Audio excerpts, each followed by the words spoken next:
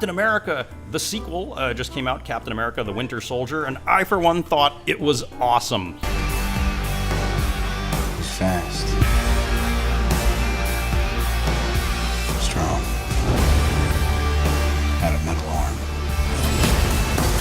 arm. Shield, Hydra, don't want to give away everything, but I think Scarlett Johansson fans will be very happy because it really is like there are two co-leads, Captain America and Black Widow, Chris Evans and Scarlett Johansson, not to mention Samuel L. Jackson and the Helicarrier, the giant flying aircraft carrier that S.H.I.E.L.D. has. It's chock full of cool stuff. And it actually has a bit of a skeptical anti-government message, clearly influenced by recent NSA revelations about online spying.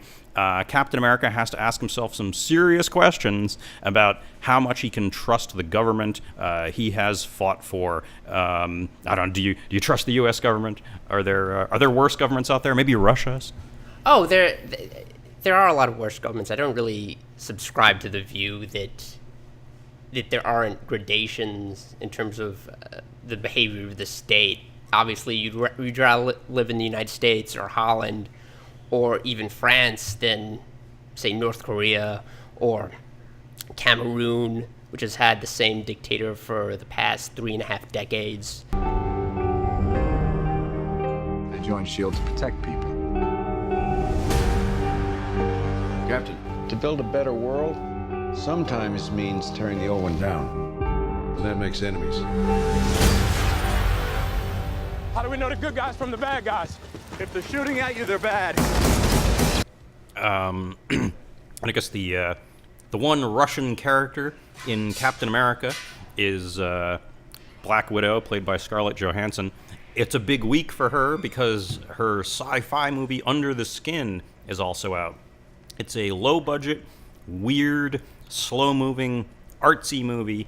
But on the bright side, if you find yourself thinking, I don't want to see some European artsy-fartsy thing, it does have Scarlett Johansson's boobies.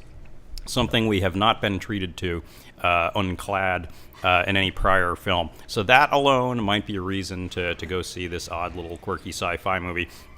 Although personally, I think I like her hips more than her breasts. At least there's something for everyone. In an official capacity. I mean, there were those disputed photos of her. And, yeah.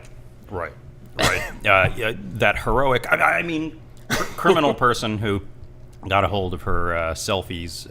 And disclosed them to the entire world. Did give us a preview of the boobies, but they're in Under the Skin for real. And speaking of previews, both these movies, when I saw them, also had a trailer for Lucy, her upcoming sci-fi film out in August 2014, where basically the Scarlett Johansson character is transporting a bunch of illicit drugs in her stomach, and the bag bursts, giving her unlimited telekinetic powers, which I think is pretty much how it works.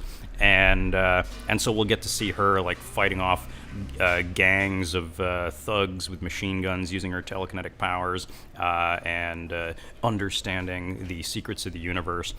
So is there anything Scarlett Johansson can't do? It doesn't look like it, does it? I was wondering, do you think she's going to become the archetypal female superhero, the superheroine that will actually have an entire franchise devoted to her, as opposed to the unfortunate Jennifer Garner? Elektra, yeah. That's a good question.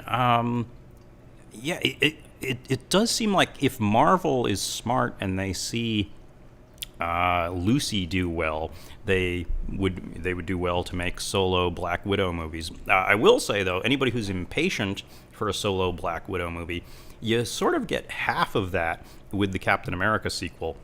It really is an almost equal partnership between Captain America and Black Widow in the movie, so Scarlett Johansson fans will have to go. And we should go for now. Once again, this is Seavey and Perry on Culture. Oh, and you can also find us at toddseavey.com, my blog. And AmericanRattlesnake.org.